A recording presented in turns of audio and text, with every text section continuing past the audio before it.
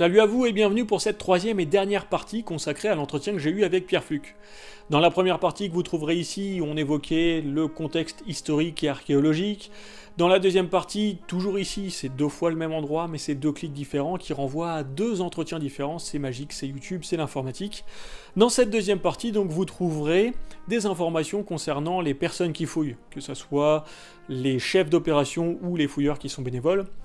Et aujourd'hui, dans cette troisième partie, le plus important, pourquoi est-ce qu'on fouille là-bas et qu'est-ce qu'on trouve?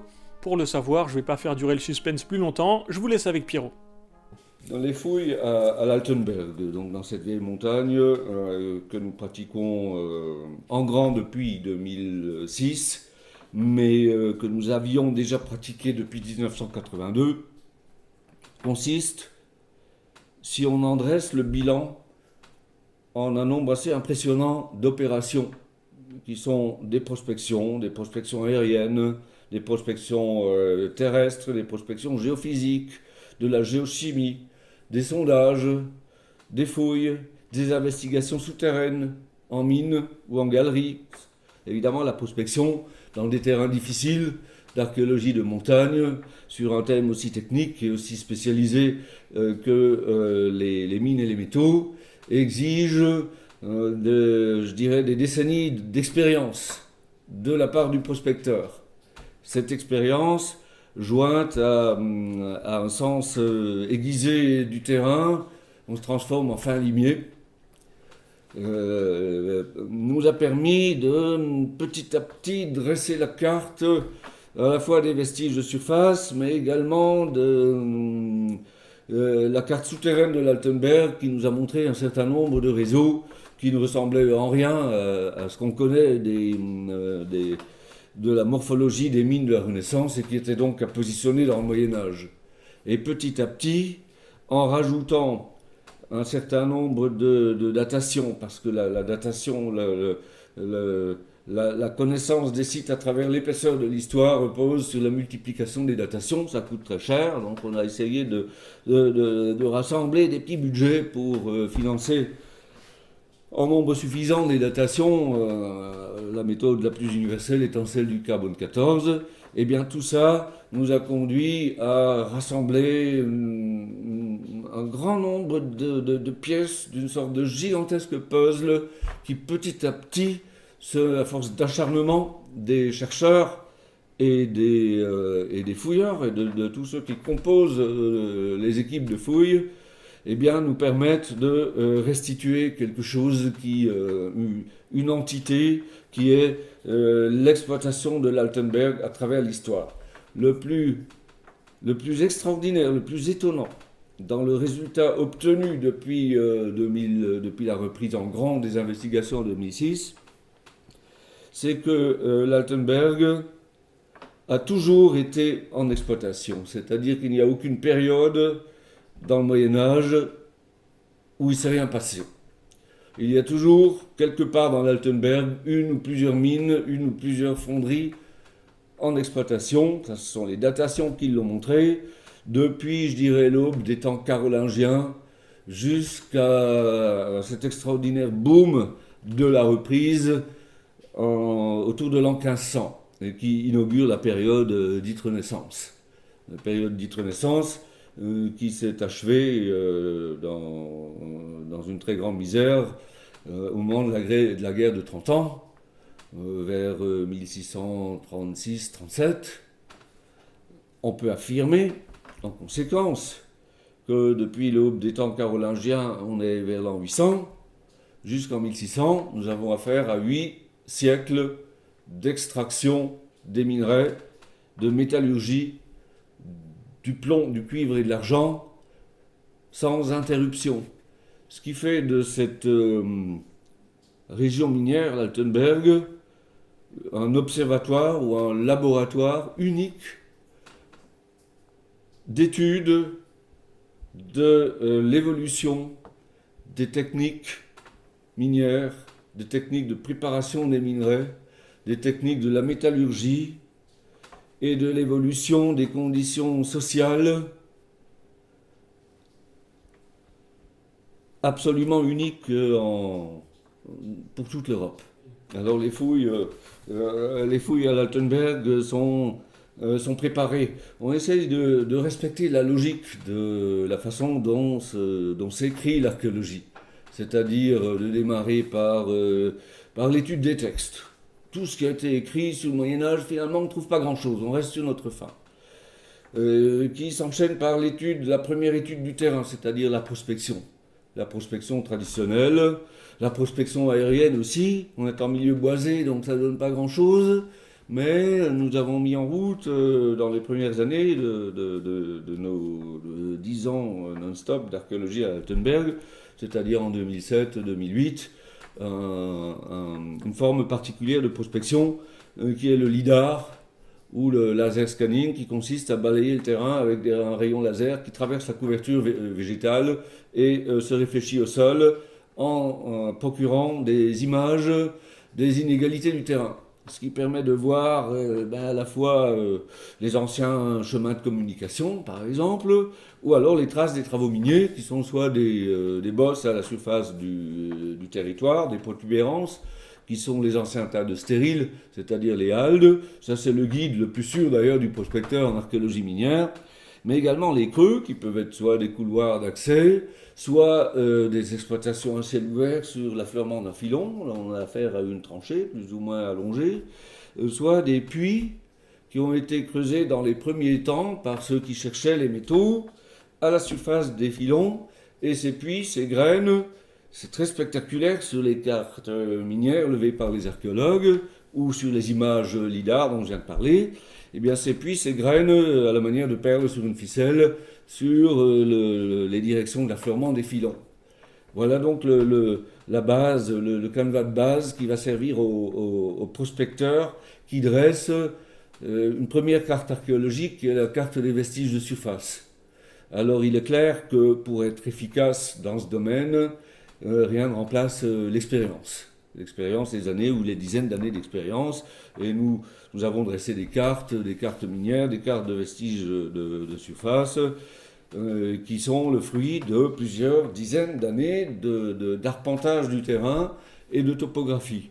Pour aller plus loin, évidemment, pour essayer de rendre visible l'invisible, c'est-à-dire ce qu'on ne voit pas à travers le gazon, le sol ou le tréfonds du couvert forestier, eh bien, on a des méthodes plus pénétrantes qui sont basées sur certaines propriétés de la matière, des matériaux enfouis.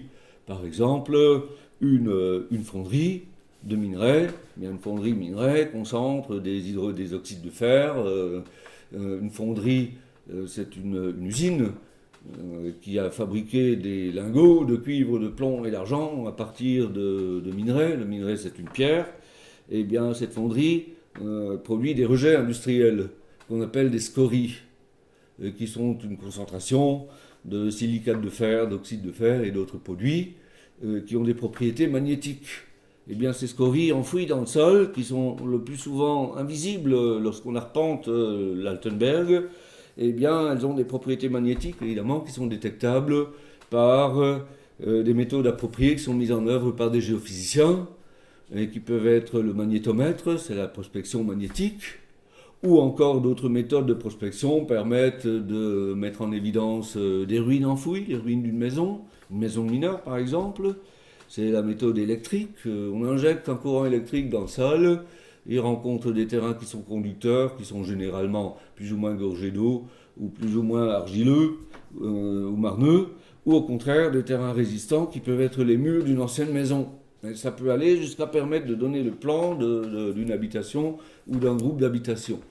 Voilà, tout ça sont les méthodes de prospection géophysique qui permettent d'affiner la carte archéologique, de dire à tel endroit ou à tel autre, nous avons détecté des anomalies. Donc généralement les anomalies sont plus ou moins floues, ça donne des taches, comme si on regardait un objet à travers une forte épaisseur de papier calque. Mais on s'aperçoit qu'il y a quelque chose et c'est mieux que rien. Alors les méthodes de prospection, qu'elles soient l'arpentage du terrain, la prospection géophysique qui est bien plus affinée, la prospection géochimique, nous avons également mis en œuvre, qui consiste à doser des métaux lourds à différents endroits du territoire. Et bien tout ça, ça aboutit à localiser à la fois des anciennes mines, mais également des ateliers, soit de valorisation des minerais, soit de métallurgie, donc les fameuses fonderies qui produisent du métal, soit encore des forges, parce que l'industrie minière et l'industrie des métaux consommaient beaucoup de fer et d'acier, pour l'outillage notamment, les forges, ou alors, pour aller plus loin dans la connaissance de la civilisation qui vivait des mines, des habitats mineurs. Alors évidemment, ces sites sont localisés ou pressentis. Il s'agit, dans un deuxième temps, pour mieux les connaître, d'ouvrir le terrain.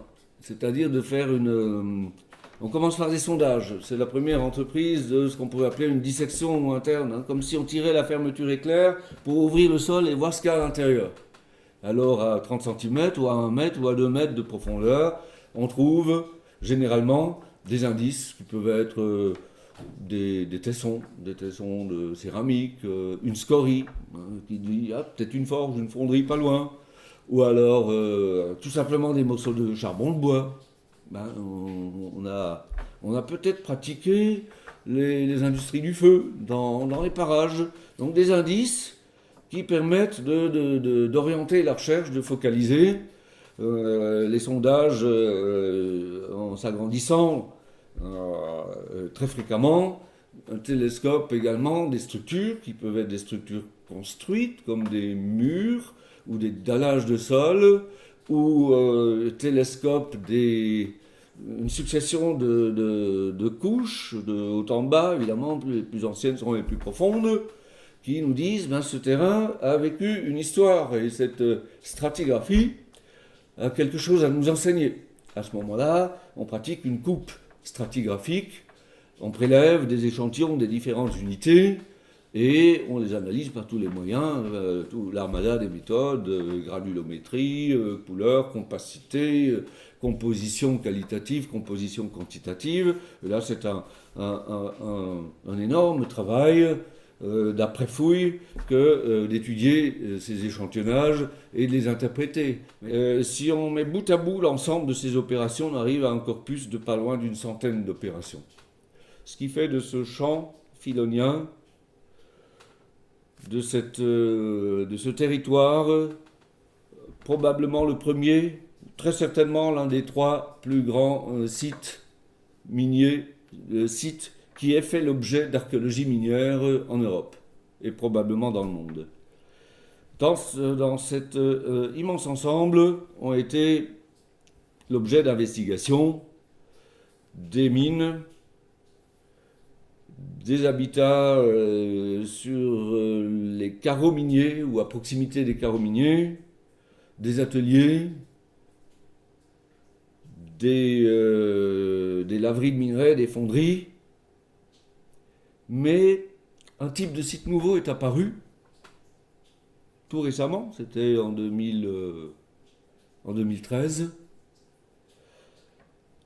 qui se positionne à l'écart des mines, des fonderies, qui est une apparition, je dirais, due au hasard. Le hasard, quelquefois, fait une irruption remarquée dans la recherche. C'est quand même intéressant de le dire. Eh bien, le hasard a fait que le propriétaire d'un terrain, au lieu d'y Fouchel, dans la pente assez raide qui surmonte la ville de Sainte-Marie-aux-Mines, eh bien, ce propriétaire s'est enquis d'élargir son chemin d'accès à sa ferme. Dans cet élargissement sont apparus quelques tessons de céramique. L'un des membres de notre équipe, qui est Jean-François Bouvier, a été alerté aussitôt. Il a reconnu de la céramique d'époque Renaissance. Il s'est dit, c'est très intéressant ça, on va faire des petits sondages le long du chemin.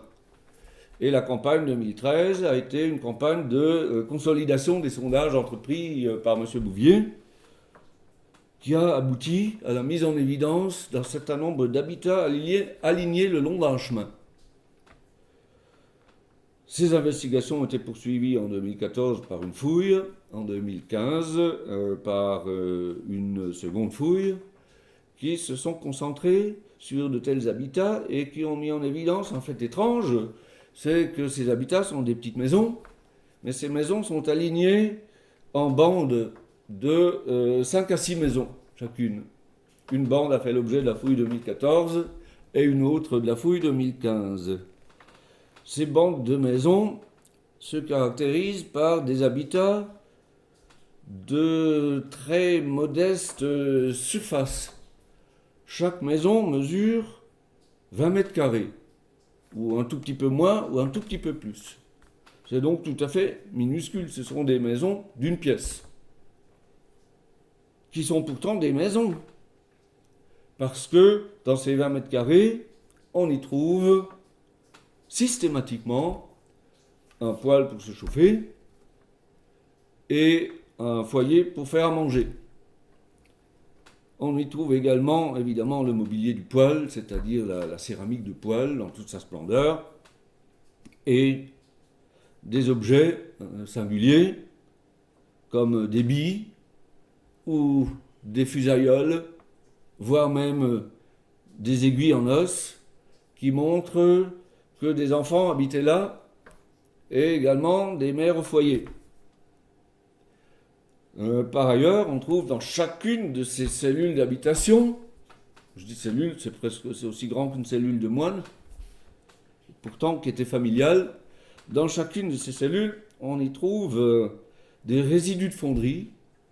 Donc c'est du métal, c'est de l'antimoine, tous les métaux, du nickel, du fer, tous les métaux dont le fondeur vous laisse débarrasser parce que ça n'intéressait pas. Le fondeur cherchait de l'argent, du cuivre et du plomb. Donc tous les autres métaux se rassemblent dans des sortes d'épaisses galettes qu'on appelle les résidus de fonderie. On les trouve dans chacune de ces unités d'habitation. Sans doute avait-elle des propriétés thermiques particulières placées sur le poêle. Elle se chauffait et restituait la chaleur, comme voilà, pour se chauffer l'hiver, chauffer sous le lit peut-être. On y trouve également, aussi bien dans les matériaux de construction que tout autour, des fragments de minerais. Or, il n'y a pas de filon à l'endroit de ces bandes de maisons. On est à l'écart des mines.